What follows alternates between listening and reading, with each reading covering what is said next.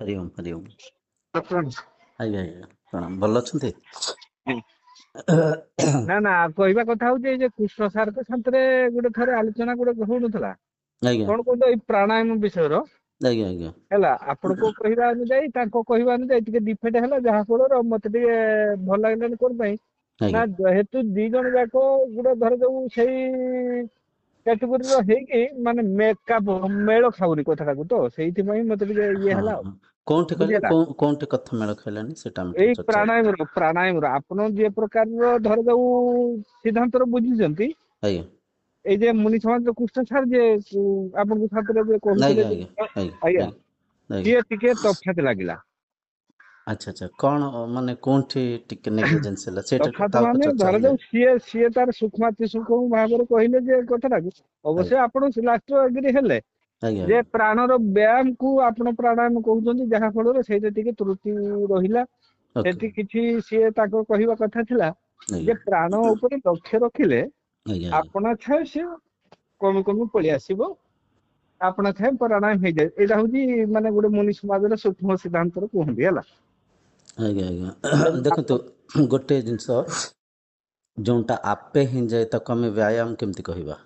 ନା ନା ସେଇଟା ତ ଆପଣା ଛାଏଁ ସେଇଟା ମାନେ ଲକ୍ଷ୍ୟ ରଖିଲା ମାନେ ମୁଁ ଆଜ୍ଞା ବି ସେଇଟା ଅନୁଭବ କରିଛି ସାର୍ ହେଲା ଅଟୋମେଟିକ କମି କମି ପଳେଇ ଆସିବ ଯେମିତି ମୃତବତ ହେଇଗଲା ପରେ ଜୀବନ ବାହାରିଗଲା ଭଳିଆ ଲାଗେ।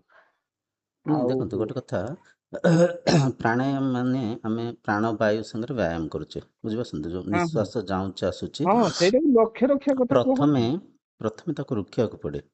ରୋକିଲେ କଣ ହବ ମନ ଧୀରେ ଧୀରେ ଶାନ୍ତ ହେଇକିରି ମନ ହଁ ନିରୁଦ୍ଧ ଏଇ ଯେ ଅବସ୍ଥାକୁ ଯିବ। ରୋକିବା କଥା କଣ ଶୁଣନ୍ତୁ ଆଜ୍ଞା ଆମର ଯେ ସେ ମୁନି ସମାଜର ସିଦ୍ଧାନ୍ତ ଅନୁସାରେ ଆଜ୍ଞା ସେ ଜିନିଷଟା କୌଣସି ପ୍ରକାର ରୋକିଲେ ଅସୁବିଧା ହବ ଆଜ୍ଞା ହେଲା ସେ ରୋକିବାର ନାହିଁ କେବଳ ତାକୁ ଲକ୍ଷ୍ୟ ରଖିଲେ ସେ ଆପଣା ଛାଇ ଧୀର ହବ ବୋଲି ସିଏ କୃଷ୍ଣ ସାରଙ୍କୁ କହିବା କଥା।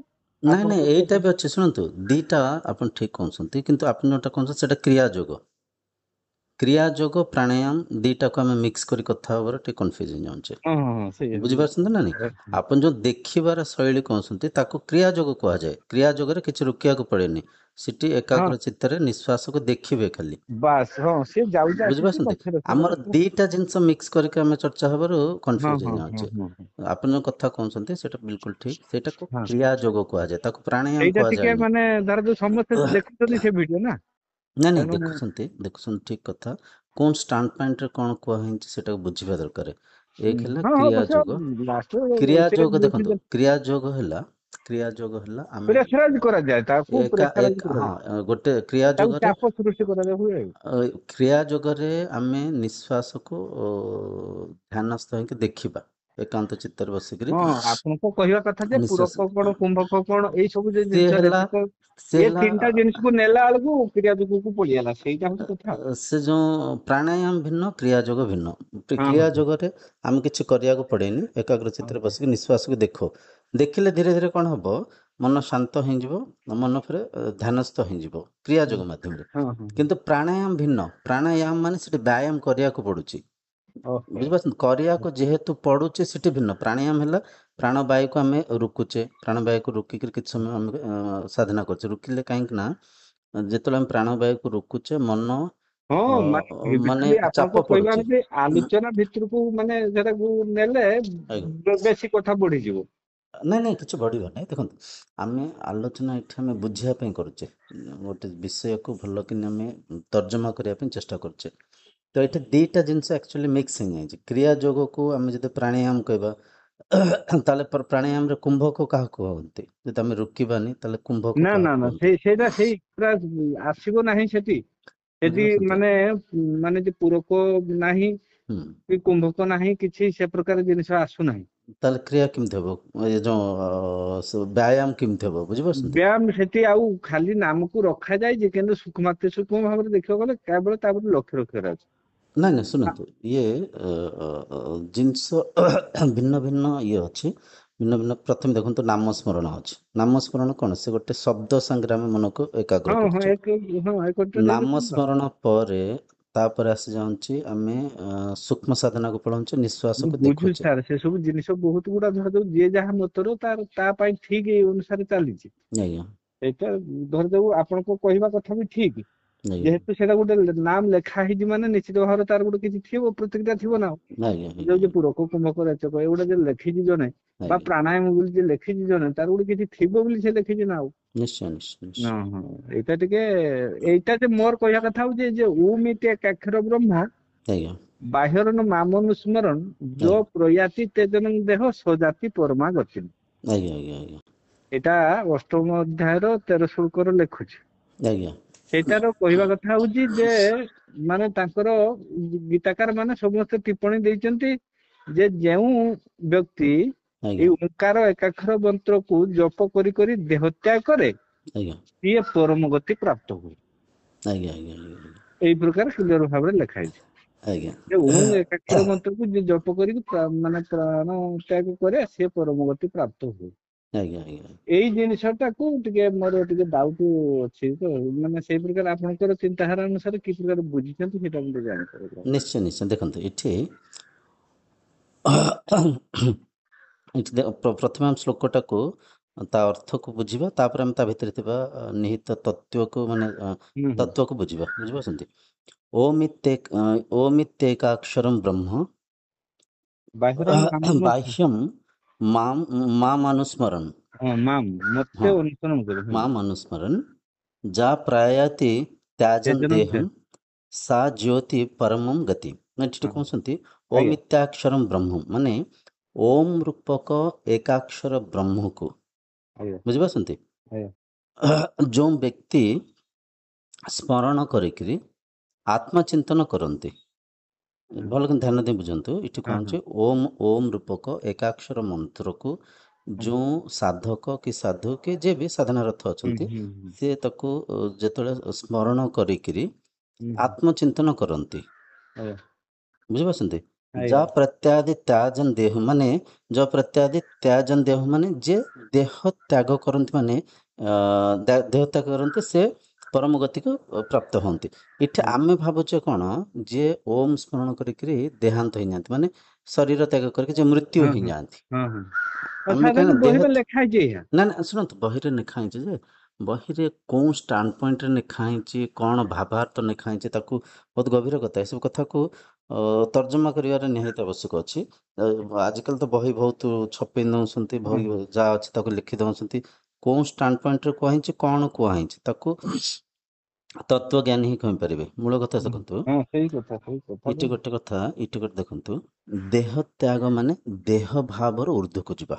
ହଁ ଓମ୍ ସେଇଟା ଦେଖନ୍ତୁ, ଓମ୍ ମୁଖ୍ୟ ଦେଖନ୍ତୁ, ଜିନିଷଟା ହଉଛି ସେଇଟା। ଗୁରୁ ମନ୍ତ୍ର ଦେଖନ୍ତୁ, ଗୁରୁ ମନ୍ତ୍ର ସର୍ବପ୍ରଥମେ ସାଧକକୁ ଗୁରୁ ମନ୍ତ୍ର ଦିଆଯାଏ।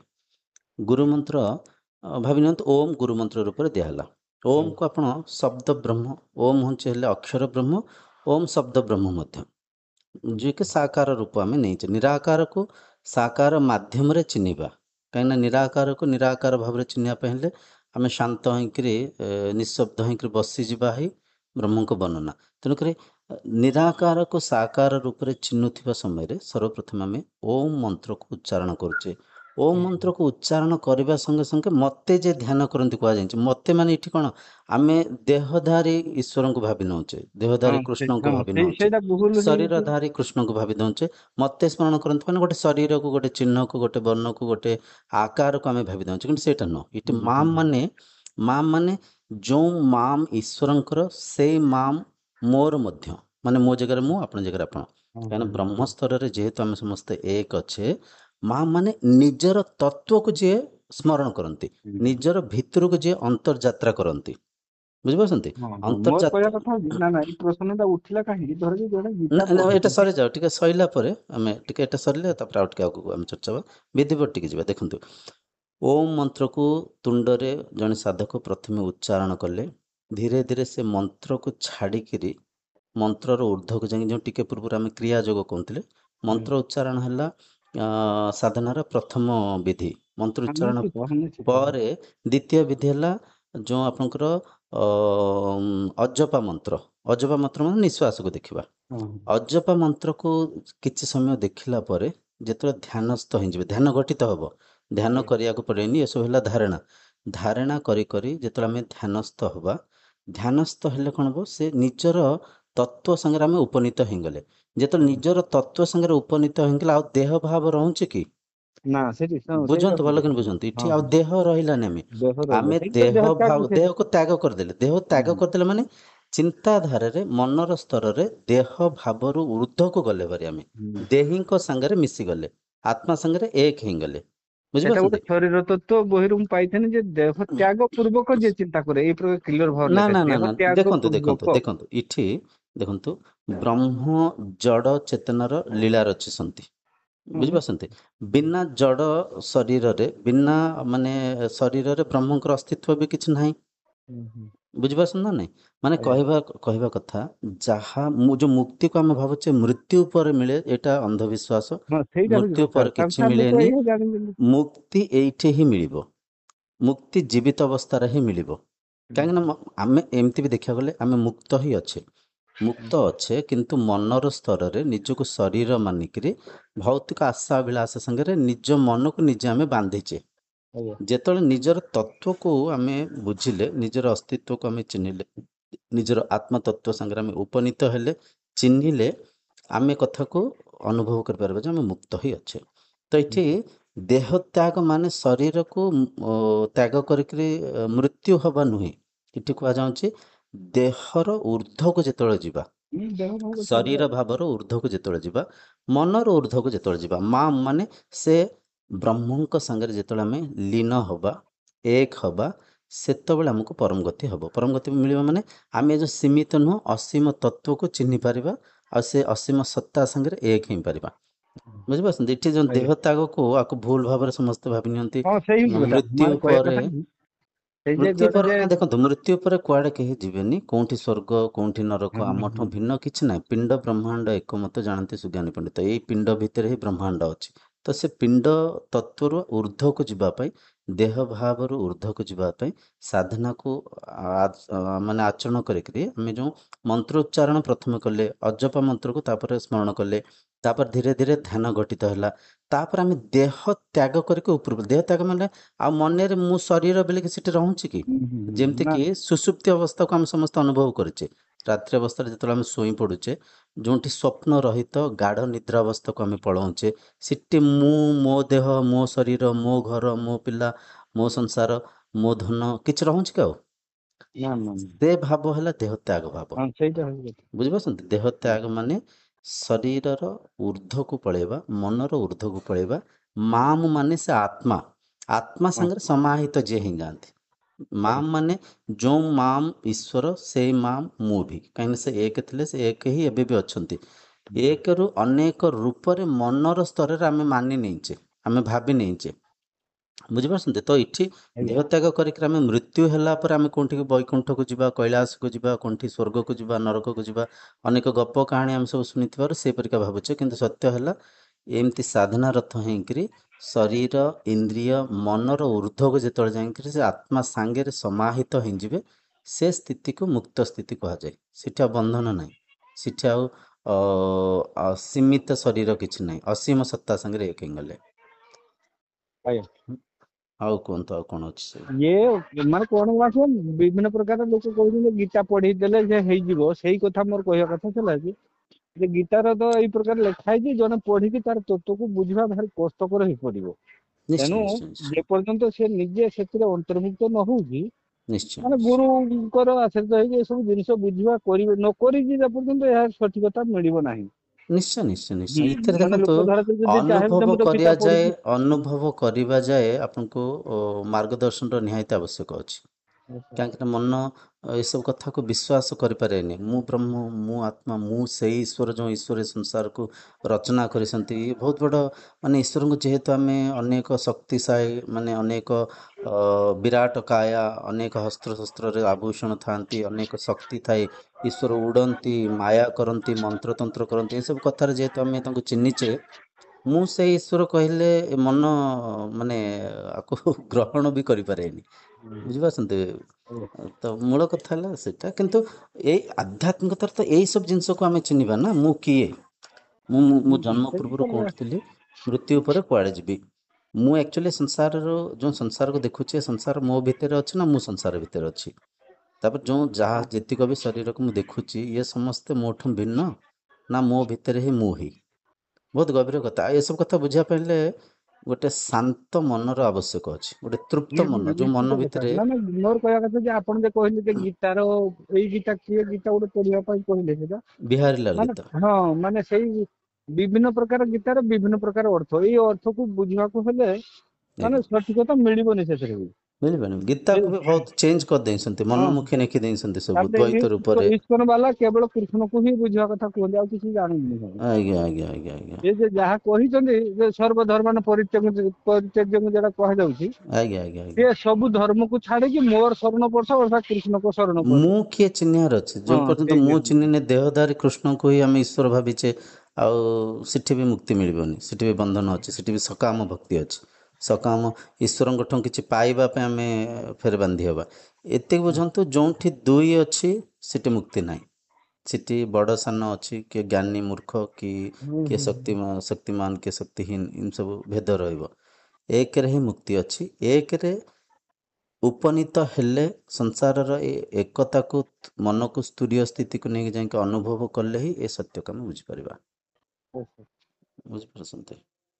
ହଁ, ବାକି ନମସ୍କାର। ବାକି ଆକ୍ଚୁଆଲି ସେ ଯେଉଁ କୃଷ୍ଣମୁନିଙ୍କ ସାଙ୍ଗରେ ଯେଉଁ ମୁଁ କଥା ହେଇଥିଲି, ମୁଁ ଆକ୍ଚୁଆଲି ସେ କ୍ରିୟା ଯୋଗ କଥା ସେ କହୁଥିଲେ, ମୁଁ ସେଦିନ ମାର୍କ କରିନଥିଲି। ସେ କହୁଥିଲେ କ୍ରିୟା ଯୋଗ, ଦେଖନ୍ତୁ ସାଧନାରେ ଭିନ୍ନ ଭିନ୍ନ ସାଧନା ଅଛି।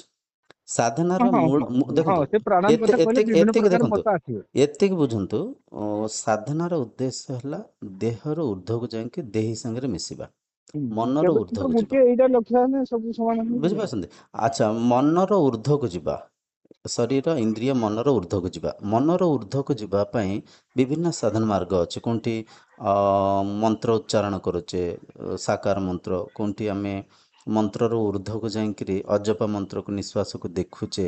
ଆଉ ତାପରେ ତା ସାଙ୍ଗେ ସାଙ୍ଗେ ପ୍ରାଣାୟାମ ବି ଅଛି। ପ୍ରାଣାୟାମ ଦେଖନ୍ତୁ, ଅଷ୍ଟାଙ୍ଗ ଯୋଗରେ ପ୍ରାଣାୟାମ ବି ଗୋଟେ ସାଧନା। ହଁ ପ୍ରାଣାୟାମ ସେଟା ଗୋଟେ କଲେ ତାର ପଏଣ୍ଟ ଅଛି। ପ୍ରାଣାୟାମ କଲେ କ'ଣ ହୁଏ, ପ୍ରାଣବାୟୁ ମାଧ୍ୟମରେ ଆମେ ମନକୁ ଯେତେବେଳେ ନିୟନ୍ତ୍ରିତ କରିବା ପାଇଁ ଚେଷ୍ଟା ପ୍ରଚେଷ୍ଟା କରିବା, ଏ ପ୍ରାଣାୟାମ ଧାରଣାରେ ଆମକୁ ସାହାଯ୍ୟ ହେଇପାରିବ।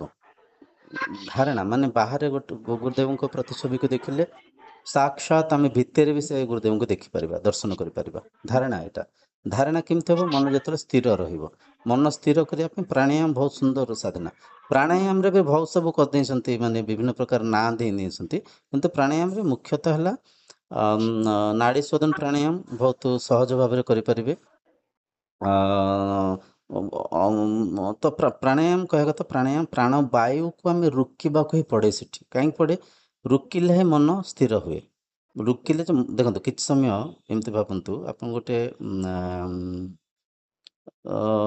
ଶରୀରକୁ କିଛି ପୀଡ଼ା ହେଉଛି, ସେ ସମୟରେ ଆପଣଙ୍କ ମନ କେବଳ ଶରୀର ଉପରେ ରହିବ, ଆଉ ବାହାରକୁ। ନିଶ୍ଚିତ ରହିବ। ବୁଝିପାରୁଛନ୍ତି? ଭାବି ନିଅନ୍ତୁ, ଆପଣଙ୍କୁ ଗୋଡ଼ କୋଉଠି ଛୋଟ ମୋଟ ଖଣ୍ଡିଆ ମଣ୍ଡିଆ, ତ ସେଇଟା ଠିକ୍ ହଁ ଅଛି। ହଁ ଯନ୍ତ୍ରଣା ହଉଥିବ ହଁ, ଟିକେ। ଯନ୍ତ୍ରଣା ଯାହା ବି ହେଉଥିବ, ମନ କେବଳ ସେଇଠି ବାରମ୍ବାର ଆସିଯାଉଥିବ। କାହିଁକି ଆସିଯାଉଥିବ? ଦେହ ଭିତରେ ଯେହେତୁ ଆମେ ଦେହକୁ ଗୋଟେ ବସ୍ତୁ ରୂପରେ ବିନିଯୋଗ କରୁଛେ, ଦେହ ଉପରେ ଚାପ ପଡ଼ିଲେ ଆଉ ବାହାରକୁ ମନ ଯାଏନି। ଆପଣ ଦେଖିଥିବେ, ଭାବିନିଅ ଆପଣ ଦୌଡ଼ିକା ଗଲେ, ମାନେ 2-3 କିଲୋମିଟର ଦୌଡ଼ିକି ଗଲେ, ସାହସୀ ଯାଇଥିବେ ଯେତେବେଳେ, ଆପଣ ଦେଖିବେ ଆପଣ ବର୍ତ୍ତମାନରେ ମନ ରହିବ। ଆପଣ ଦେଖିବେ ଆଗ ଜିନିଷ ଯାହା ଗଛ ବୁଛ ଯାହା ବି ଆପଣ ଚତୁଃପାର୍ଶ୍ୱରେ ଜିନିଷ ଅଛି, ସେଇ ଦେଖା ଯାଉଥିବ। ଆଉ ମନ କିଛି ଚିନ୍ତା ଚିନ୍ତନ କରିବନି। କାହିଁକିନା ଶରୀର ଉପରେ ଚାପ ପଡ଼ିଛି, ଶରୀର ଉପରେ କିଛି ପରିଶ୍ରମ କରିଛି ଶରୀର, ତ ଏକାଗ୍ରତା ଆସିଯାଏ। ସେମିତି ଏଠି ବି ପ୍ରାଣବାୟୁକୁ ଯେତେବେଳେ ଆପଣ କୁମ୍ଭକ କରିକି ରୋକିବେ, କୁମ୍ଭକ କରିକି ରୋକିଲେ କ'ଣ ହେବ? ମନ ସୁଟ ଆଉ ବାହାରେ ଯେଉଁ ବିଚାରର ବେଗରେ ଭାସି ଯାଉଥିଲା, ସେ ଏକାଗ୍ରତା ଆସିବ, ସେ ନିୟନ୍ତ୍ରଣ ଆସିବ। ଆଉ ବାରମ୍ବାର ପ୍ରାଣାୟାମ କଲେ ସେ ପ୍ରାଣାୟାମଟା ଆମକୁ ସାଧନାରେ ସାହାଯ୍ୟକାରୀ ହେବ, ଧାରଣାରେ ସାହାଯ୍ୟକାରୀ ହେବ। ଆଉ ଯେଉଁ କ୍ରିୟା ଯୋଗ କହିଲେ, ସେଇଟା ବି ସୁନ୍ଦର ସାଧନା। ଏକାଗ୍ର ଚିତ୍ତରେ ବସିଲେ, ନିଶ୍ୱାସକୁ ଦେଖିଲେ, ଏକା ସେଠି କିଛି କରିବାକୁ ପ୍ରକାରର ପଡ଼େନି। ବିଭିନ୍ନ ହଁ ବିଭିନ୍ନ ପ୍ରକାର ଏସବୁ ବିଭିନ୍ନ ଇଏ ନେଇକି ସାଧନା। ଯାଉଛନ୍ତି। ଆଜ୍ଞା। ଆଉ ଏକା କୁହନ୍ତୁ, କ'ଣ ସବୁ ଅଛି ହଁ ପ୍ରଶ୍ନ? ହଁ ଏମିତି ଏଇଟାକୁ ବି ଆମେ ଅପଲୋଡ଼ କରିଦେବା, କାହିଁକିନା ଏସବୁ ଅପଲୋଡ଼ ହେଲେ ବହୁତ ଗଭୀର କଥା ଆମେ ଚର୍ଚ୍ଚା ହେଉଛି। ଆଉ ଏଇ ଜ୍ଞାନ ହିଁ ସଂସାରକୁ ଏକ କରିପାରିବ, ଆଉ ଥରେ ଆମ ଭିତରେ ଯେଉଁ ଅନ୍ଧବିଶ୍ୱାସକୁ ଦୂରୀଭୂତ କରିପାରିବ। ନା ନା, ଆଉ ଗୋଟେ କଥା ମୁଁ ଯାହା ଲକ୍ଷ୍ୟ କରୁଛି, ଯିଏ ଯେ ମାର୍ଗରେ ରହିଛି ନା, ଆଜ୍ଞା ସିଏ ଧର ଯୋଉମାନେ ଧର ଖୋଜି ବୁଲୁଛନ୍ତି ବା ଏହାର ତତ୍ତ୍ୱ ଅର୍ଥ କ'ଣ ଜାଣିବାକୁ ମାନେ ଜିଜ୍ଞାସୁ ମନୋବୃତ୍ତିରେ ଯୋଉମାନେ ରହୁଛନ୍ତି, ସେମାନେ ନିଶ୍ଚିତ ଭାବରେ ଏ ମାର୍ଗକୁ ଆସିପାରିବେ। ଆଜ୍ଞା। ନହେଲେ ଥରେ ଜଣେ ଭକ୍ତ ହେଇଛି ମାନେ ତାଙ୍କୁ କୌଣସି ପ୍ରକାର ଏ ଜିନିଷକୁ ଆସିବା ଗୋଟେ କଷ୍ଟ। ନାଇଁ ନାଇଁ ଦେଖନ୍ତୁ, ଏଇଠି ଦେଖନ୍ତୁ ଆମେ ଯେଉଁ ପରିକା ଦେଖିଛେ ଶୁଣିଛେ ସେଇ ପରିକା ମାନିଛେ। ଆଉ ହୁଁ ମଣିଷ ମନରେ ଗୋଟେ ଅହଙ୍କାର ଥାଏ। ଅହଙ୍କାର ମାନେ ମୁଁ ହଁ ଯାହା ସେଇଟା ହଁ ସେଇ ଶୁଣିଛି, ହଁ ମୁଁ ଠିକ ଯାହା ମାନିଛି ମୁଁ ହିଁ ଠିକ୍। ହଁ। ଆଉ ମୁଁ ସେମାନେ ଗୁରୁ ବି ତର୍ଜମା ଚେଞ୍ଜ କରିବା ପାଇଁ କରିପାରିବିନି। ତାକୁ କମ୍ପ୍ରମାଇଜ କରନ୍ତିନି, ମାନେ ଆଉ ତର୍ଜମା ଆଉ କରିବା ଆଉ ପାଇଁ ଗୋଟେ ଚେଷ୍ଟା କଥା କରନ୍ତି। ରହୁଛି ମନ ଭିତରେ ରହୁଛି ଗୁରୁ ଆଉ କରିହବନି ବାବା, ଗୁରୁ ସେଟା ଅଭିଶାପ ହେଇଯିବ, ସେ କୌଣସି ପ୍ରକାର ହବ ନାହିଁ। ମୁଁ ଥରେ ଗୁରୁ କରିନେଇଛି ମାନେ ତାଙ୍କରି କଥାରେ ହିଁ ରହିବି ହଁ ହଁ, ବନ୍ଧା ହେଇକି ଏଠି ଏଇ ବି ଗୋଟେ ପ୍ରକାର। ଡର ବି ଥାଏ ନା, କାଳେ ହଁ ଗୁରୁ କଣ ଖରାପ ହଁ ଭାବିବେ। ଅଭିଶାପ ଆଉ ପଡିଯିବ ଗୁରୁ ମୋ ଗୁରୁ ଯାହା ନିନ୍ଦା କହୁଛନ୍ତି ହବ। ସେଇଟା ହିଁ ଠିକ୍। ମୁଁ ଯାହା ଶୁଣିଛି, ମୁଁ ଯେଉଁ ପରମ୍ପରାରେ ଅଛି ମୁଁ ହିଁ ଠିକ୍। ମାନେ ଏଇଟା ଗୋଟେ ମନର ସ୍ୱଭାବ ଏଇଟା। ଏଇ ହୁଁ ଅହଙ୍କାରରୁ ଊର୍ଦ୍ଧ୍ୱକୁ ଗଲେ ହିଁ ଆମେ ସତ୍ୟକୁ ଚିହ୍ନି ପାରିବା। ହୁଁ ଯେପର୍ଯ୍ୟନ୍ତ ଆମେ ସତ୍ୟକୁ ଚିହ୍ନିନେ, ଯିଏ ଯାହା କହୁଛନ୍ତି ତାଙ୍କୁ ଆମେ ତର୍ଜମା କରିବାର ନିହାତି ଆବଶ୍ୟକ ଅଛି। ଟିକେ ଆଜ୍ଞା ତାକୁ ମନନ କରିବାର ଅଛି। ଇଏ ଯେଉଁ କଥା କହିଲେ, ଦେହ ତ୍ୟାଗ ପରେ ଆମକୁ ପରମ ଗତି ହେବ। ଦେହ ତ୍ୟାଗ ପରେ ତ ଦେହ ସମାଧି ହେଇଗଲା, ପୋଡ଼ି ହେଇଗଲା, କି ତାକୁ ହଁ ପୋତି ସେ ଦେଲେ, ଯାହା ବି ହଁ କରିଦେଲେ। ଦେହଟାକୁ ଯେତେବେଳେ ଆମେ ପୋଡ଼ିଦେଲେ, ଦେହ ସାଙ୍ଗରେ ମନ ବି ପୋଡ଼ି ହେଇଗଲା, ମାନେ ମସ୍ତିଷ୍କ ପୋଡ଼ି ହେଇଗଲା। ମସ୍ତିଷ୍କ ସବୁ ଯେତେବେଳେ ପୋଡ଼ି ହେଇଗଲା କି ପୋତି ହେଇଗଲା, ମସ୍ତିଷ୍କ ଭିତରେ ଥିବା ସ୍ମୃତି ବି ସବୁ କ୍ଷୟ ହେଇଗଲା। ତ ତାହେଲେ ମୁକ୍ତି କିଏ ପାଇଲା? ଆତ୍ମା ତ ଅଜର, ଆତ୍ମା ତ ଅମର, ଆତ୍ମା ତ ଅବିନାଶୀ। ଆତ୍ମା ଥିଲେ ଅଛନ୍ତି ରହିବେ। ତାହେଲେ ମୁକ୍ତି କିଏ ପାଉଛନ୍ତି ସେଠି? ନା ଦେହ ପାଇଲା, ନା ମନ ପାଇଲା, ନା ଆତ୍ମା ପାଇଲେ। ତାହେଲେ ଦେହ ତ୍ୟାଗ ମାନେ କ'ଣ? ଏଟାକୁ ତର୍ଜମା କରିବାର ଆବଶ୍ୟକ ଅଛି। ଆକୁ ବୁଝିବା ପାଇଁ ଚେଷ୍ଟା କରିବାର ଆବଶ୍ୟକ ଅଛି। ତାପରେ ଧୀରେ ଧୀରେ ବୁଝିପାରିବେ, ଦେହ ତ୍ୟାଗ ଏଠି ଶରୀରକୁ ମୃତ୍ୟୁ ଆଡ଼କୁ ନେବା ନୁହେଁ, ଏଠି ଦେହ ଭାବରୁ ଊର୍ଦ୍ଧ୍ୱକୁ ଯିବା। ଏଠି ମନର ଊର୍ଦ୍ଧ୍ୱକୁ ଯିବା। ଏଠି ସେ ମୁଡରେ ଯେ କେହି ଲୋକ ବି ହଉ, ସେମାନେ ନିଜକୁ ଯଦି ନିଜ ଆଡକୁ ନ ଫେରିଛନ୍ତି, ଆଜ୍ଞା ବାହାରରୁ ନିଜ ଆଡକୁ କେନ୍ଦ୍ରିତ ନ ହେଇଛନ୍ତି, ଆଜ୍ଞା। ସେମାନଙ୍କର କଥା ଠିକ ହବ। ନାଇଁ ଏଇଟା ତ ଦେଖନ୍ତୁ, ସତ୍ୟ ଏକ ହିଁ। ସତ୍ୟ ଯେମିତି ଥିଲା ସେମିତି ହିଁ ଅଛି।